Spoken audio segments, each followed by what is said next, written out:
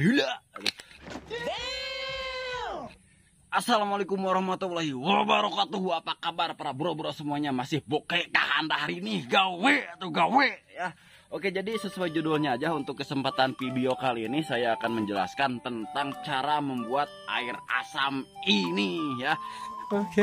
Jadi kemarin di video-video sebelumnya di cara membuat tempe 2 kali rebus, terus pentingnya air asam untuk untuk memproduksi sebuah tempe supaya menjadi lebih bagus itu menggunakan air ini. Tapi banyak banget dari bro-bro semuanya yang komen, "Bang, dari mana dapetinnya? Bang, itu bisa dibikin kagak?" Oke, dari sini saya akan menjelaskan. Oke. Dan timbul pertanyaan lagi kemarin dari bro-bro semuanya ya.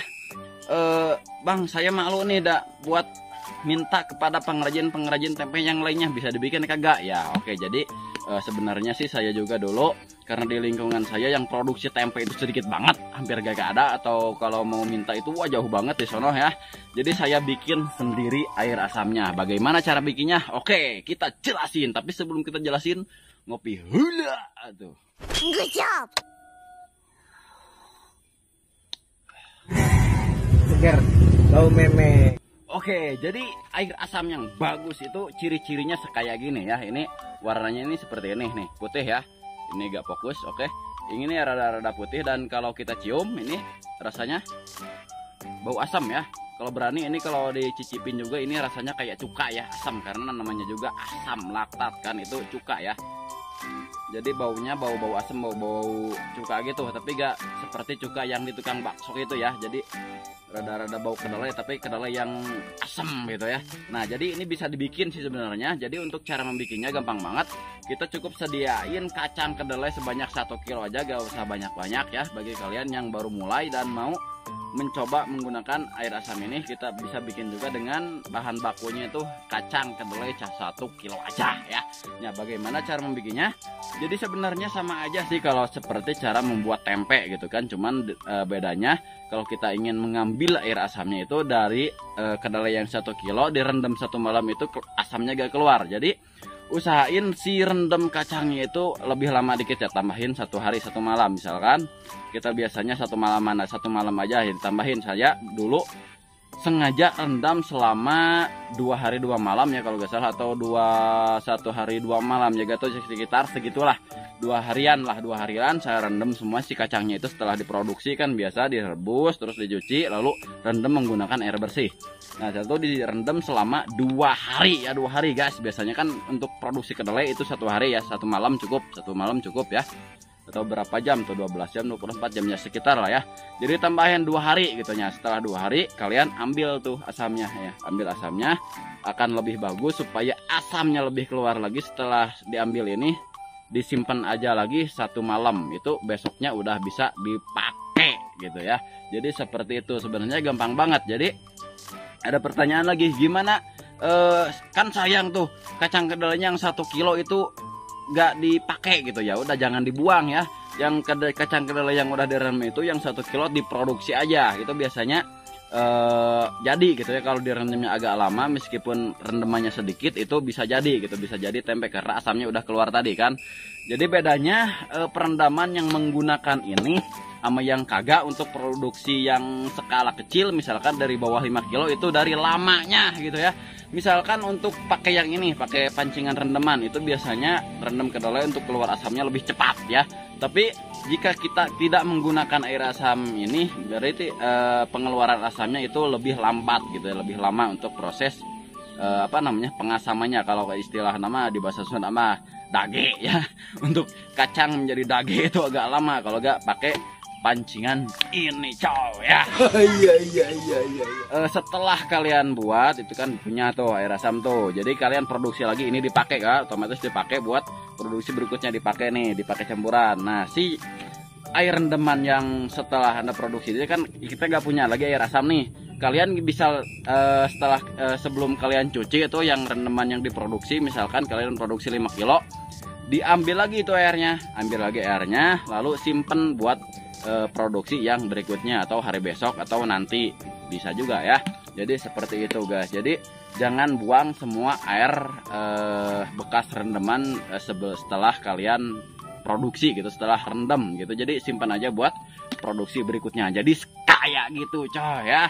Jadi gak usah bingung-bingung lagi ya untuk sekarang untuk dapetin air ini. Baca. Dan kemarin masih ada juga yang komen-komen tentang bagaimana cara pakainya. Oke, meskipun kemarin juga saya udah jelasin ya bagaimana caranya di tutorial cara membuat tempe 2 kali rebus ya. Oke, dan mungkin biar lebih jelas gitu kan, saya akan tunjukkan bagaimana cara pakai air asam ini dan berapa takarannya gitu ya. Sebenarnya untuk takarannya sendiri misalkan untuk 10 kilo ini cukup 1 ya, tapi biasanya saya untuk saya produksi itu 20 kilo biar lebih afdol gitu ya, biasanya pakai 4 botol ini ya, 4 botol ini karena ini gak beli gitu kan dari sisa kemarin terus diambil lalu dipakai lagi, gak apa-apa. Saya pakai 4 botol kayak gini untuk yang 20 kiloan ya, yang 30 kilo sama pakai 4 botol ya, yang mau 15 kilo sama pakai 4 botol. Jadi terserah kalian ya, yang penting pakai gitu, tapi minimal 1 botol gitu ya. Untuk 1 kilo misalkan 5 kilo minimal pakai 1 botol ini. Oke, jadi gitu aja, mungkin kita langsung saja untuk tutorial cara memakai air asam ini. Oke, sebelum kita lanjut ngopi hula. Aduh.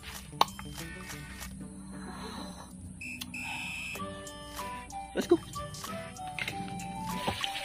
Oke, di sini saya udah nyiapin kacang kedelai yang baru direbus ya, dan ini udah dicuci, udah dibersihin. Dan bagaimana cara pakainya itu gampang banget, dan beginilah cara pakainya ya. Dan seperti yang bro-bro semuanya lihat ya, ini adalah kacang kedelai yang baru dicuci. Dan pakainya itu gampang banget, kita tinggal tuangin aja yang 1 kilo ini semuanya ya. Semuanya dituangin, ini saya ada 20 kilo kacang. Yang ada 20 kilo mentahnya, dan ini sudah direbus mungkin jadi 2 kali lipat biasanya beratnya. Entah berapa kilo nih beratnya ya, coba air berapa kilo ya, 2, dan ini saya pakai lagi 3, dan ini yang keempat. Oke, jadi saya pakai 4 botol ya, mau 20 kilo, 15 kilo, sekarang 10 kilo juga. Kalau biasanya ada pesanan cuma 10 kilo itu biasanya pakai ini doang ya, 4 botol aja cukup ya. Kebanyakan nggak terlalu sedikit juga. Oke, dan kemudian ini dikasih air ya, air bersih, airnya jangan lupa yang air bersih. Dan sambil kita aduk-aduk supaya tadi si campuran asamnya ini merata ya, jadi kayak gini. Jadi cukup diaduk-aduk aja kayak gini, biar ini tujuannya biar si asamnya tadi merata gitu kan.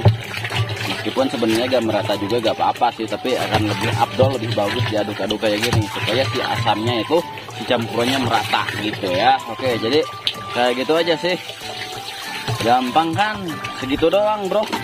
Dan ini jangan lupa kan besok ini setelah sebelum diproses berikutnya si calon tempe ini, si kacang kedelai ini sebelum direbus dibungkus, ini si air yang ini kan asamnya udah keluar tuh, diambil lagi besok ya, diambil lagi airnya buat pencampuran yang untuk produksi berikutnya. Oke, kayak gitu bros ya. Oke, jadi kayak gitu guys ya. Jadi cara pencampurannya gampang banget ya, jadi gak usah bingung-bingung lagi tuh bagaimana cara pakainya ya. Jadi gampang banget, cukup segitu aja. Oke, dan mungkin video kali ini cukup sekian aja, mudah-mudahan bermanfaat bagi bro-bro semuanya. Dan jangan lupa yang belum subscribe di subscribe dulu ya. Dan mungkin yang belum nonton di video cara membuat tempe 2 kali rebus bisa ditonton itu dulu, karena langsung kesini bingung ntar bagaimana gitu caranya. Oke, dan terima kasih sudah menonton, jangan lupa ngopi hula, dan assalamualaikum warahmatullahi wabarakatuh. Bye bye, sampai jumpa di video